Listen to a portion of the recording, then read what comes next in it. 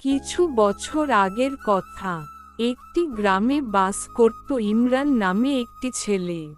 তার বাবার নাম ছিল খলিল, মার নাম ছিল আকলিমা। তাদের পরিবার খুব সুখে শান্তিতেই দিন কাটাচ্ছিল। হঠাৎ একদিন ইমরানের বাবা মাছ ধরতে নদীতে গেল। সঙ্গে ইমরানকেও নিয়ে গেল। ইমরানের বাবা মাছ ধরতে লাগল, আর ইমরান মাছ পাহারা দেওয়া শুরু করল। কিছুক্ষণ পরে ইমরান বলল, আব্বা, আমি একটু প্রস্রাব করতে যাই। ইমরানের বাবা বলল, যা, তাড়াতাড়ি আসিস। ইমরান প্রস্রাব করতে বসল একটি তেঁতুল গাছের নিচে। তেঁতুল গাছে ছিল এক পেত্নী। পেত্নীটি ইমরানকে দেখে বলল, এই তো সুযোগ পেয়েছি, ও প্রস্রাব করতে থাকুক, ততক্ষণে আমি মাছ খাই। পেত্নী মাছগুলো খাওয়া শুরু করল। বেশ কয়েকটা মাছ খাওয়ার পরে ইমরান চলে আসলো। পেত্নী মনে মনে বলে, শালা, এত তাড়াতাড়ি আসলি কেন? ভালো করে খেতেও পারলাম না, আজ আমি এদের সাথেই যাব।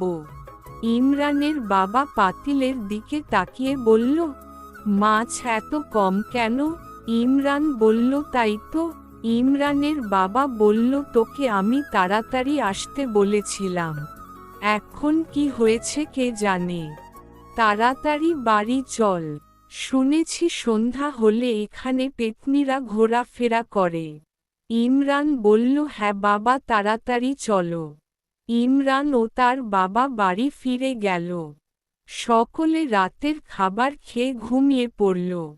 সবাই ঘুমানোর পরে পেত্নীটি রান্নাঘরের মাছগুলো খাওয়া শুরু করল।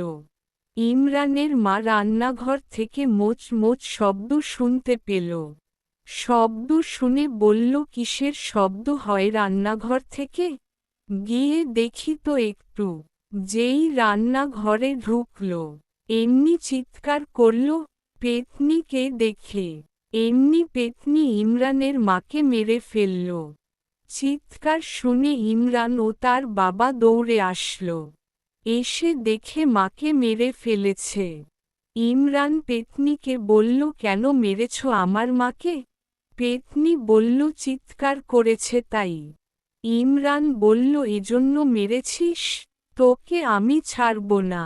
পেত্নী বলে, আমাকে মারা সোজা না, এই নে। ইমরান ও তার বাবাকেও মেরে ফেলল। চিৎকার শুনে পাশের বাসার সকিনাও দৌড়ে এসে দেখে সকলকে মেরে ফেলছে। এসব দেখে ভয়ের চোটে দৌড়ে ইমরানের দাদির কাছে গিয়ে ডাকতে শুরু করল, দাদি, দাদি। অনেক ডাকার পরে মনে পড়ল দাদি তো কানে শুনতে পায় না। তাড়াতাড়ি কানের মেশিনটি কানে দিয়ে বলল, দাদি। দাদি বলল, আমার আড়িশো গ্রামের চশমাটা দে তো। সকিনা চশমাটা দিল। কি হয়েছে এবার বল? সকিনা বলল, তোমার নাতি ইমরান ও তার বাবা মাকে পেত্নী মেরে ফেলেছে। দাদি, কি বললি তুই? মিথ্যা বলছিস না? সকিনা বলল, না দাদি, সত্যিই মেরে ফেলেছে। দাদি বলল, দাঁড়া, আমি গিয়ে দেখতে আছি। তাড়াতাড়ি আমার লাঠিটা আর হ্যারিকেনটা দে তো। আচ্ছা দাদি, দিতে আছি, এই নেও। সকিনা অনেক ভয় পেয়েছিল, তাই অজ্ঞান হয়ে গেছে। দাদি বলল, তাড়াতাড়ি গিয়ে দেখি ও সত্যি বলছে না মিথ্যা। তাই বলে তাড়াতাড়ি ইমরানের বাড়ি চলে গেল। পেত্নী দাদিকে দেখে বলল, এই বুড়ি আসলো আবার কোথা থেকে? পেত্নী ভয়ঙ্কর ভয়ঙ্কর শব্দ করে। তাই শুনে দাদি বলল, কুকুরটা ডাকে কোথা থেকে? পেত্নী বলে, আমি এত ভয়ঙ্কর ভয়ঙ্কর শব্দ করলাম বুড়ি বলে কুকুরে ডেকেছে। বুড়ি কি করে শুনবে? বুড়ি তো কানে কম শোনে, চোখে কম দেখে। বুড়ি শব্দ শুনে লাঠি দিয়ে পিটানো শুরু করল। পেত্নী তো আরো জোরে জোরে শব্দ করা শুরু করল। বুড়ি বলে সর সর কুকুরের বাচ্চা তাড়াতাড়ি সর। পেতনি বলে আমি এত ভয় দেখানোর চেষ্টা করছি কিন্তু এত ভয় পাচ্ছেই না। পেতনিটি আরও কাছে আসা শুরু করল। বুড়ি তো চোখে কম দেখত, তাই পেতনি যখন ধারে আসলো তার চুলগুলো তো বাতাসে উড়ছিল। বুড়ির নাক মুখে চুলগুলো লাগলো আর বুড়ি বলা শুরু করল, মাকড়সার জাল আসলো কোথা থেকে, হাত দিয়ে সরানো শুরু করল। এখন দেখে সরে না, তারপর বুড়ি লাঠি দিয়ে এক পিটান দিল। পিটানটা গিয়ে পেতনির মাথায় পড়ল। অমনি মাথা ফেটে পেতনি শেষ হয়ে গেল। বুড়ি তো আর বোঝেনি। বুড়ি বলে দেখি এখনো চুল সরে না, আবার পিটানো শুরু করল। পিটাতে পিটাতে সকাল হয়ে গেল। সকিনা গ্রামের অনেক মানুষ নিয়ে আসলো।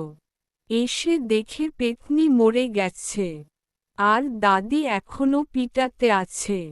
সকিনা বলল, দাদি পেতনি তো মরে গেছে, আর পিটাইও না। দাদি বলে, কি পেতনি মরে গেছে, কি করে মরে গেছে? সকিনা, দাদি তুমি তো মারছ। আমি মারছি কি বলিস? আমি মারছি, আমি তো এখনো ইমরানের বাড়ি যেতে পারলাম না। সকিনা, এতক্ষণ যেটা পিটিয়েছ সেটাই পেতনি ছিল। দাদি বলে, কি? গ্রামের সকলেই বলে, হ্যাঁ আপনিই মেরেছেন।